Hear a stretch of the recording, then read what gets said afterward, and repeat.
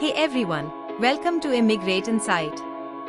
Today's video is a game changer for those on dependent visas in the UK who are ready to take the next step, transitioning to a skilled worker visa and securing your independent career path. Are you tired of relying on someone else's visa status? Do you dream of building your own professional future in the UK? Then this video is your roadmap to success. But before we dive in, let's face it, navigating the UK immigration system can be overwhelming. There are forms, deadlines, and eligibility criteria that can leave you scratching your head. But fear not. In this video, we'll break down the entire process of switching from a dependent visa to a skilled worker visa, step by step, ensuring you have all the information you need to make this transition smooth and successful. First things first, let's talk about who qualifies. You must currently hold a valid dependent visa. That's the starting point. But here's the exciting part, once you have that, the key unlocks. You need a job offer, not just any offer, but one from an employer who is a licensed sponsor.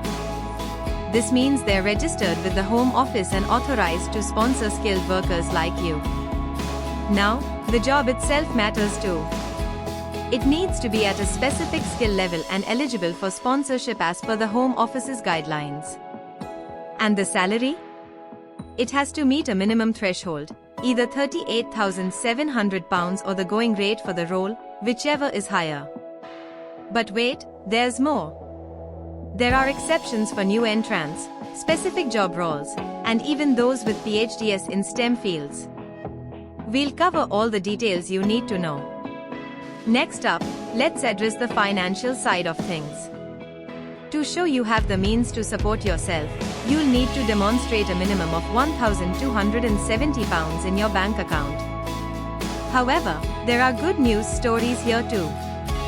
If you've been residing in the UK for over 12 months with a valid visa, or if your sponsor covers your maintenance costs, you are exempt from showing these funds.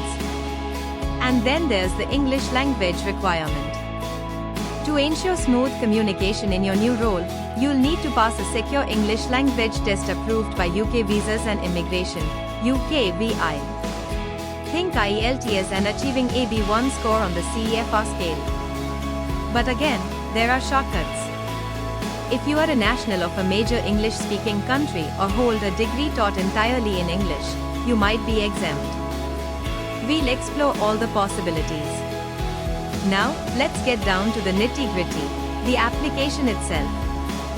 Gather your documents, passport, biometrics permit, certificate of sponsorship, and proof of English language proficiency. Then, head to the UK government's website and complete the online application form. Remember, fees are involved, including the application fee and potentially the immigration surcharge, which can vary depending on your sponsorship duration and job type. Healthcare workers might even be exempt from this surcharge. Once you've submitted your application and paid the fees, it's time for the biometrics appointment. This is where you provide your fingerprints and photo at a designated visa center. The good news? You can book this appointment online at your convenience and upload all supporting documents beforehand. The Home Office typically takes up to 8 weeks to process your application, but you can expedite the decision by paying an additional fee. And there you have it.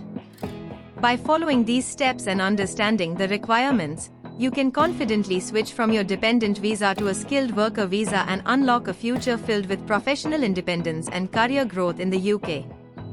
Remember, this is a brand new channel, and your support is crucial for our growth.